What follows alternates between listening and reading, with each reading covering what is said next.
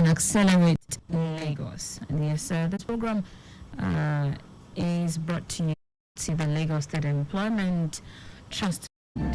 My name is Taiwo Baruwa. Today in the program we shall be focusing on empowering Lagosians, the LSTF's economic drive, the LSTF's economic growth drive. That will be a focal point on the morning. My guest is Oyindamola Egbeyemi. She is the Director, Programs and Coordination at LSETF. Good morning to you, Oyindamola. Good morning. It's a pleasure to be here. How are you today? I'm fine, thank you. All right, good to have you. Thank you for having me. It's a pretty, I think the first time we're having a representative from LSETF this year.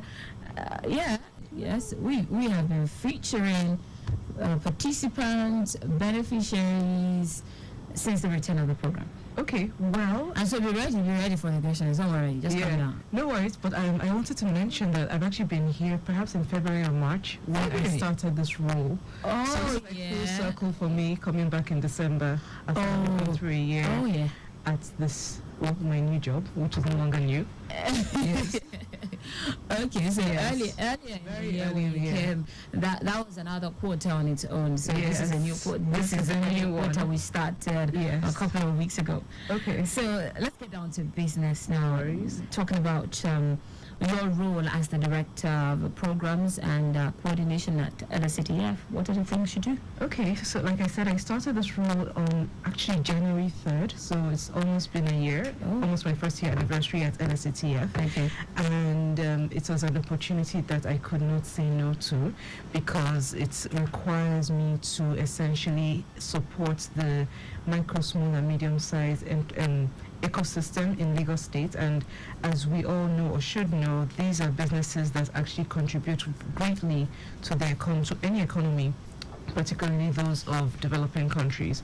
So it's really been an honor and pleasure being in this role.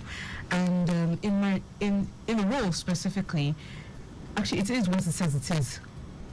Director of Programs and Coordination. At LSETF, we have various programs that support the ecosystem of MSMEs, and I coordinate them. And what do I mean? We have the Legacy Program, which I like to call it, our Access to Finance Program, which is single-digit loans for over 10 years, require no collateral, and I believe that the application requirements are quite straightforward, and this is available to small, medium enterprises in Lagos State. They go from about 50,000 to about 5 million naira. And basically, you just have to be a resident of the state to apply for this program and any of our programs. And, certain other specific requirements based on the stage of your business. We have other programs such as business support, which is, I would say all of them are my favorites, let me just put it like that. But this one in particular, because of where I'm coming from, I'm from the education and consulting sector. I believe very much in understanding what it takes to make your business sustainable. That might not necessarily be access to finance. So access to capacity building, access to business support, access to resources that would help you understand how better to formalize your business such that it lasts beyond even your generation. It can be a business that would work for you rather than you working for it. So business support, we help you with legal, we had one yesterday, sessions on taxation, sessions on digital marketing, anything we deem relevant for any business to thrive in today's environment and even the future environment, as we do certain research and reporting on what might happen or what businesses might need in the coming weeks, months, years. Then we also have our employability program, which is essentially understanding where the gaps are in employability, what people need to know, and matching them to what employers need. So we focus mainly on vocational and technical skills training, skills such as fashion design, the creative skills such as photography, videography, even some technical skills like electrical work, solar panel installation, which is becoming more and more relevant now. Absolutely. So these are the kind of trainings we do. And what's more about those trainings is that we try to ensure that after training, people get on a a 3-month internship. So they're not just learning a technical skill, but they're also ensuring that they're equipped with the skills required to be even more employable. Soft skills like communication skills, team working skills, leadership skills. You know, those things that may seem intangible, but they actually are tangible and might make a difference as a worker in employment.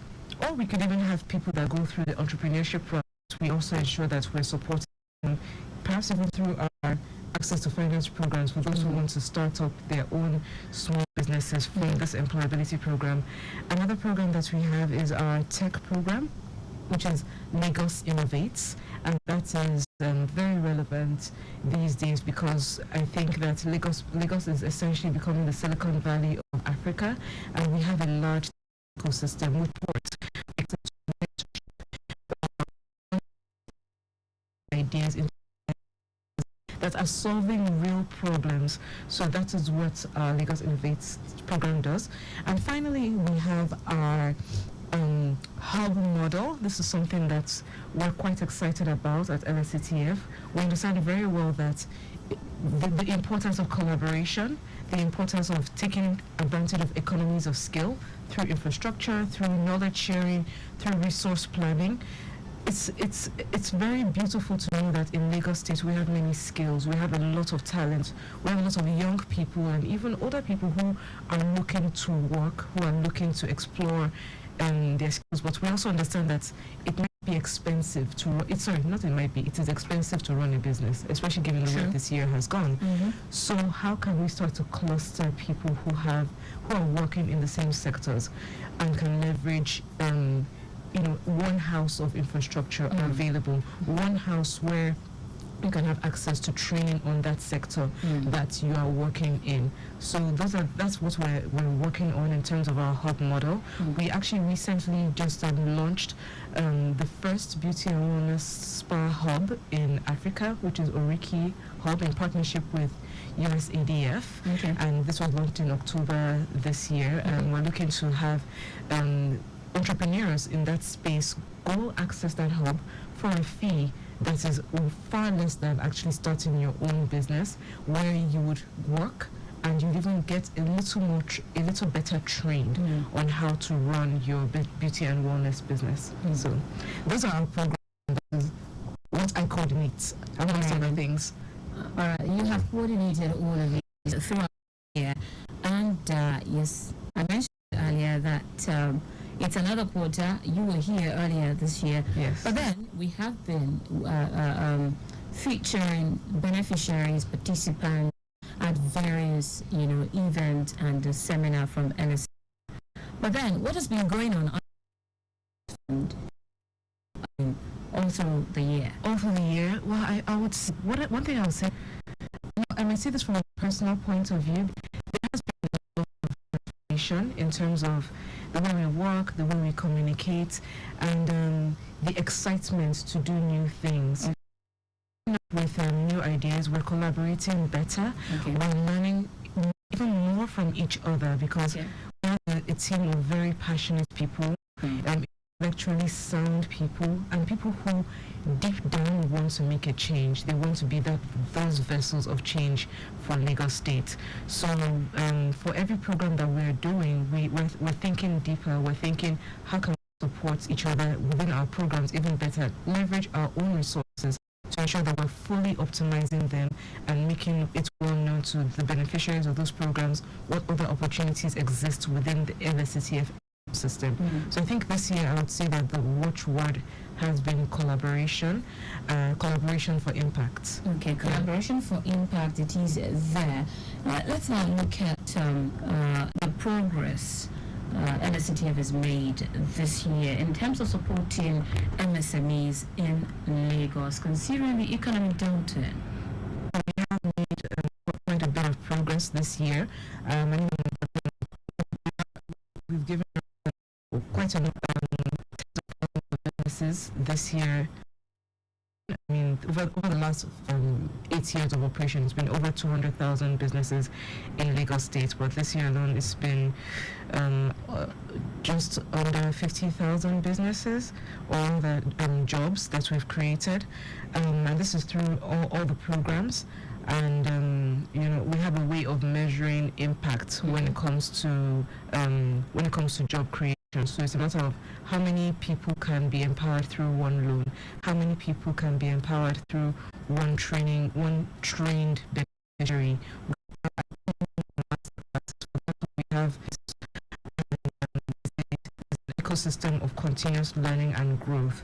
So in addition to that, we have various market access opportunities. I think we've been very busy going around giving our beneficiaries opportunities to even display their trades or their products at different platforms. One that we just had over the weekend was the Lagos Food Festival, which was held on Sunday. There was another one last Sunday. So we try to look for opportunities to showcase our beneficiaries as well, so that they can feel, so that they can get opportunities to access the market and access more growth. All right then. All right, Lagos. To accelerate Lagos here on Lagos Traffic Radio 96.1 FM. You're wondering who I have been speaking with. I have in the studio with me Oyindamola Egbeemi, the Director, Programs and Coordination at the LSCTF, and today we are focusing on empowering Lagosians, the LSCTF's economic growth drive. You can be a part of a conversation by putting 9120777. You can also send a text or a WhatsApp message quickly. Let's tell you there is a fresh report coming in at this time.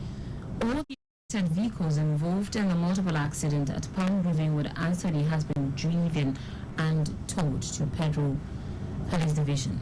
Okay.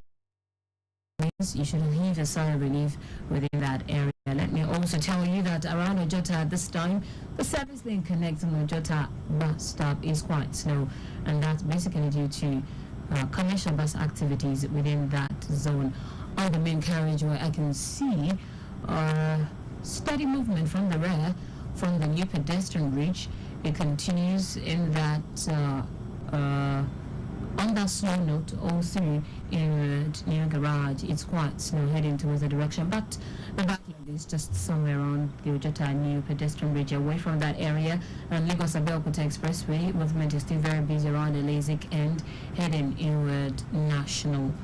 Alright, let's return to Oyindamola at this time. So Oyindamola, how does the LSCTF ensure its programs are inclusive and accessible to all Lagos residents, regardless of the locality? Okay, that's a very good question. And one thing that is very important that I mentioned is that we try to understand where our beneficiaries are and who our beneficiaries are. So one thing that we do is a lot of communication. I mean, I'm here on the radio today, so I know I'm speaking to a certain group of beneficiaries, and we try to look at where else they might be. It's important to mention that we have 27 offices across Lagos State, and there are 20 of them at local government areas, 6 of them at LCDAs, and 1 of them at the Ministry of Wealth Creation and Employment, which is actually our parents' ministry. So we are spread across these locations, which to us is the entire perimeter of Lagos State. We have liaison officers at these locations who have an understanding of our programs and are able to support our beneficiaries through the application processes or just general information on what these programs entail. So the offices are available, and specifically on Thursdays there is a clinic that holds at these offices, so that people can go there, make inquiries, and then perhaps even get one or two tips on additional areas of improvements that they can apply to their businesses. So those are the relationships that we have across the state. We are on social media. If you go on Instagram, if you go on LinkedIn, you would see us quite present and active on those platforms. All right, then. Let's now look at some of the programs and applications you got in the course of a year. The year is winding down already. Are there some applications you're yet to attend to? Because I have a message here that I'm yet to read, but I want you to answer the question before we take that question. Yeah. Okay, so we have various cycles for all our programs, and I know that one of our most popular programs, which is I always call our legacy program, is the loan program, and I'm predicting that might be where the question is coming from. So yes, we do have our loan program, and there is a process to loan applications, and it is quite a rigorous one, because we do understand that in as much as we have the platform to apply, it goes through a rigorous assessment process. So once you apply, we receive your application, we check for completion, and then if it's not complete, if you don't have all your documentation, we have to send it back to you and ask you to, update it. And I think I should, at this point, I should just stop and say what the requirements are. You have to be a resident of Lagos State. You have to have your Lastra ID card. You have to have your bank verification number. You have to have, depending on the amount you're applying for, you should have a registered business, or you should be working towards having a business.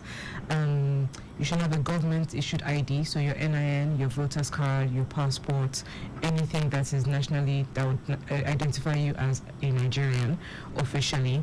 And for various, like I said, for various loan amounts, we would ask you for, so for the lowest size, we would ask you for like a letter of recommendation, and for the higher categories, which are the micro enterprise and small medium enterprise, we would ask you for your bank statements. So when we get this information, we would review it, ensure it is correct and accurate, because we do get quite a number of applications. We get quite a number of applications that may not be up to the standard that we require. And yes, so up to the standard, we have a review process where we look at your credit history. Are you owing at other organizations? Are you performing well on certain other loans that you've applied for, or have you finished paying back, or are you trying to apply for our loans to pay back another loan? Because we do have some of these situations sometimes, so we need to be sure that the businesses that we're trying to support are credible and willing to learn and grow. And thereafter, we look at what your financial activity is on the basis of your bank statement. What are your inflows like? What are your outflows like? We try to get like a sense of your financial literacy on the basis of what you submit to us. And if we see on the basis of that activity, we recommend an amount that will be disbursed to. So I won't lie, that process does take a bit of time, because we do want to get it right, but we also understand the urgency or the need for people to get the money as soon as possible. But for us, we need to kind of weigh out and balance things out. We're working on improving those processes. Okay. It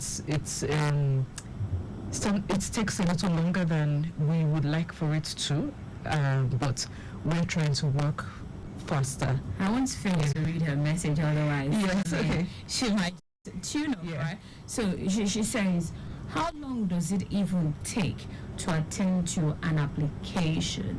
Okay. Is it until the business folds up before we even get to hear from LSCTF? Okay.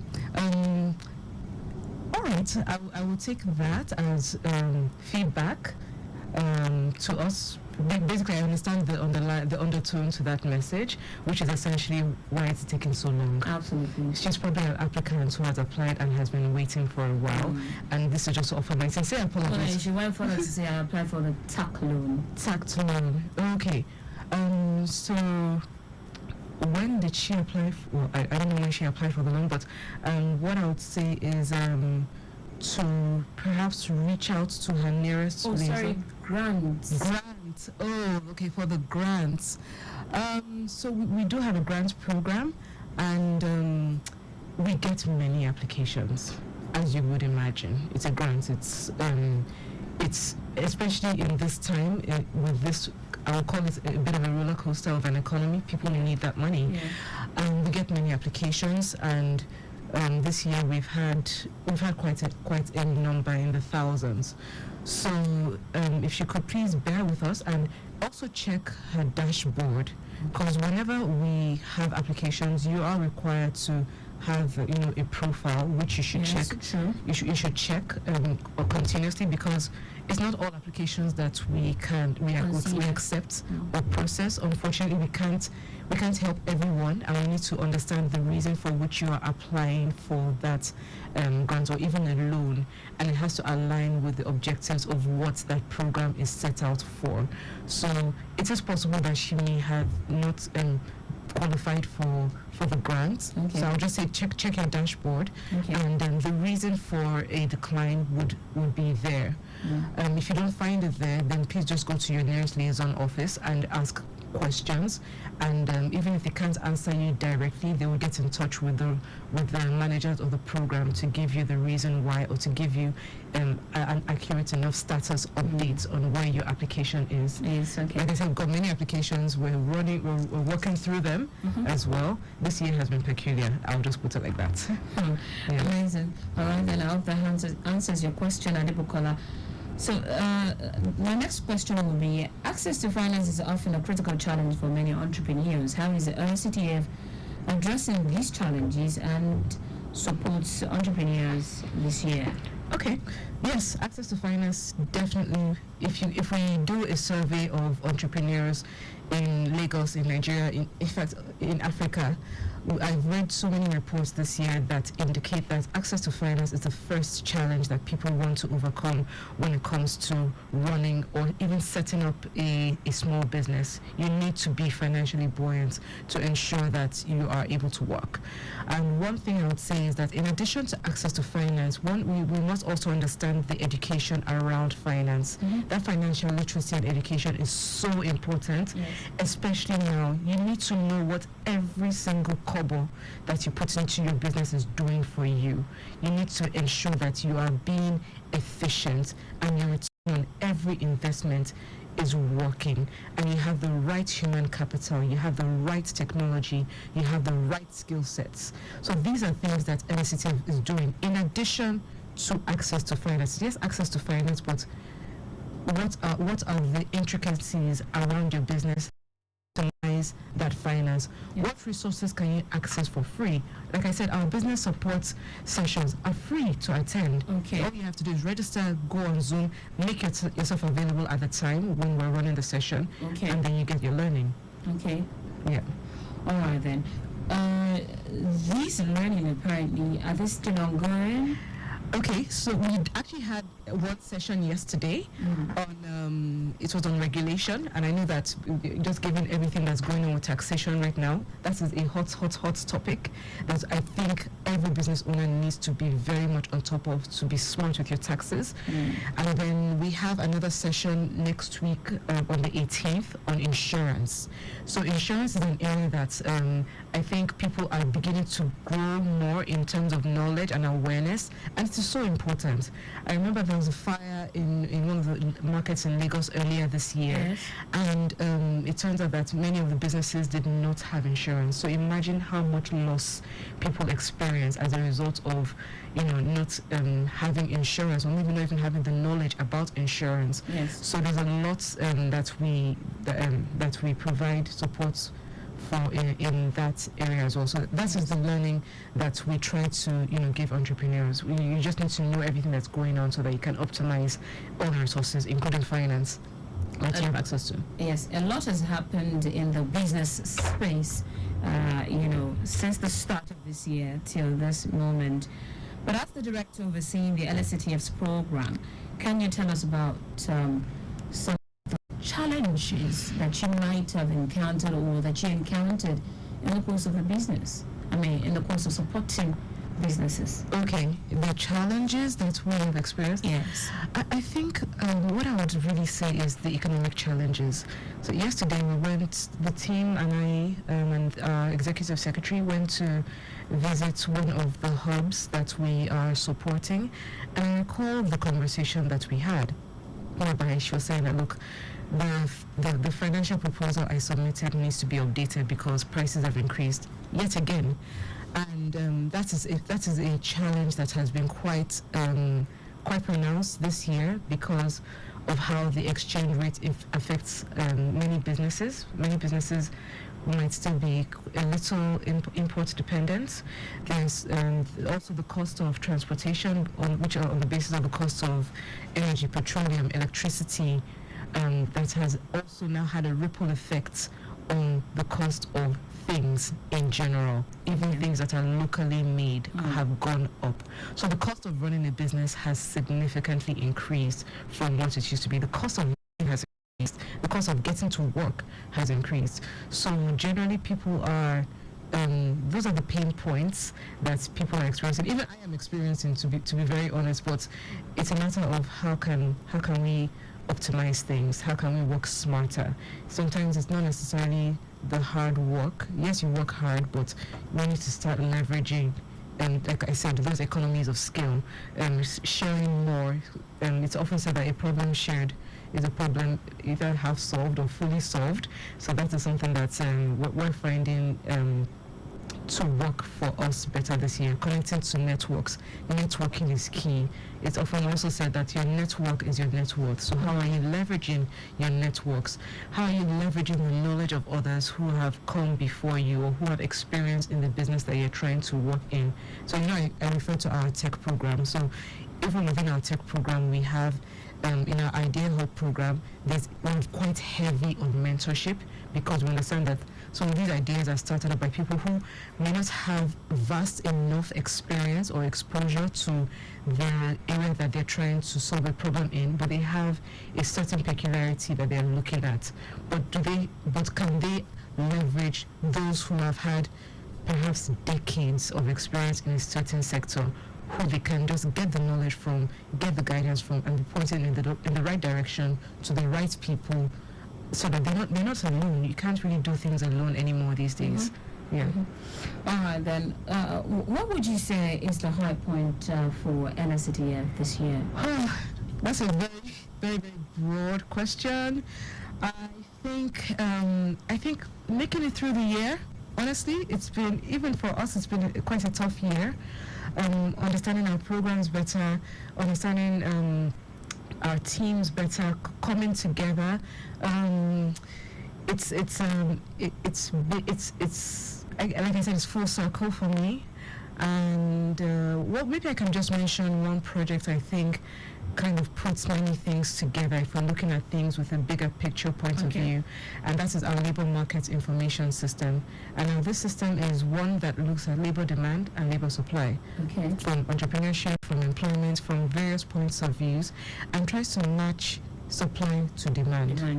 And if we're at LSCTF, we need to ensure that our programs are meeting these needs. So I would say that could be, I can use that as... you want to cite an example of some of the matchmaking that people do?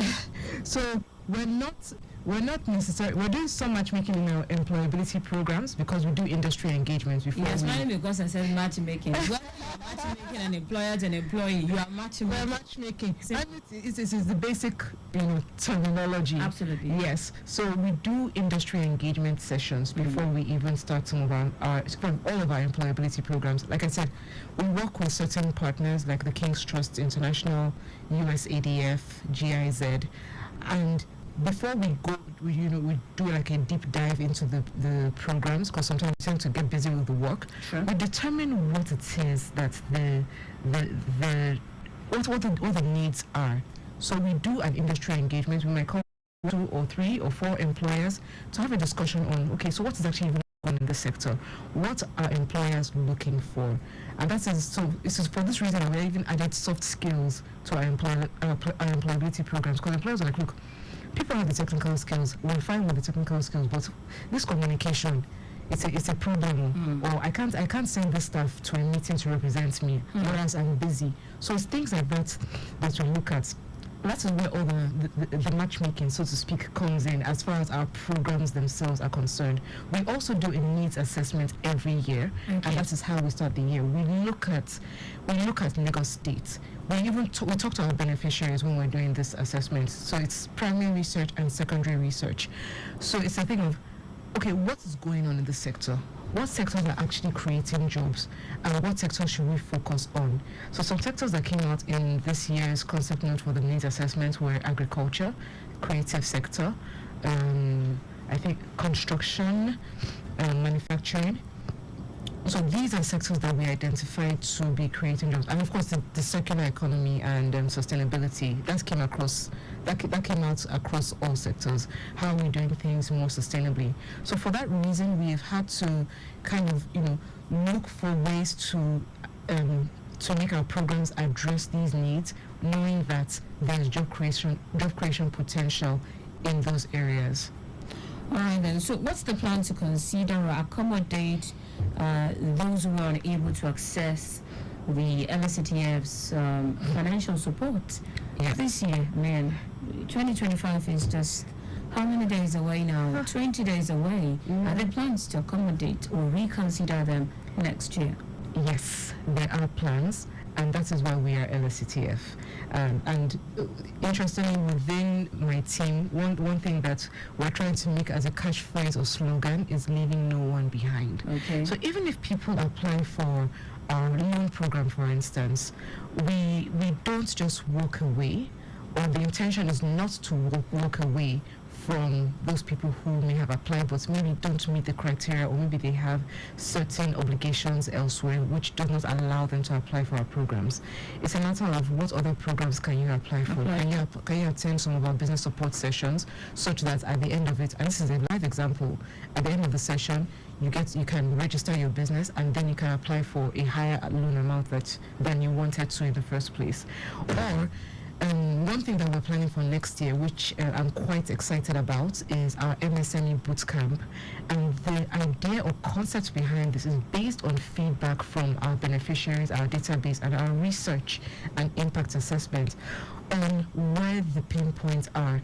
And we realize that some of our target audience, a large part of our target audience, are not necessarily digitally or technology savvy. Okay. So how can we go and meet them where they are to ensure that their needs? Yeah, exactly, meet their needs and meet them literally physically at their location, so that they don't have to maybe spend money on data. Exactly. We need to see them where they are. So we are looking at various local governments. We're also looking at the reason for, and this is speaking to the Access to Finance program, we're looking at the reason for decline on the loan program. So why will people decline maybe in a certain area? There might be something peculiar going on in one area. It might be an area where maybe agric is quite popular there, but the beneficiary or the potential beneficiaries, they may not have access to certain resources. So we're going to meet them. I'm quite excited about this because I like to go out and see who our beneficiaries are. Because if you don't see them, if you don't hear directly from them, you might not be able to understand what the problems are. All right, then. This is good news for entrepreneurs in the coming year in Lagos. I must say a very big thank you to you, Oyedamola Ebemi. I'm afraid we'll have to wrap it up here. Today we have focused on empowering Lagosians, TTF's economic growth drive. Thank you so much for coming on the program. Thank you for having me. I should also say a very big thank you to Oluremi Anuku. Massive thanks to Victor Oteri. Our executive producer is Taiwo Baruwa. I remain Taiwo Baruwa. The program makes a return next week Wednesday at 10:15. Until then, stay safe, Lagos. Thank you.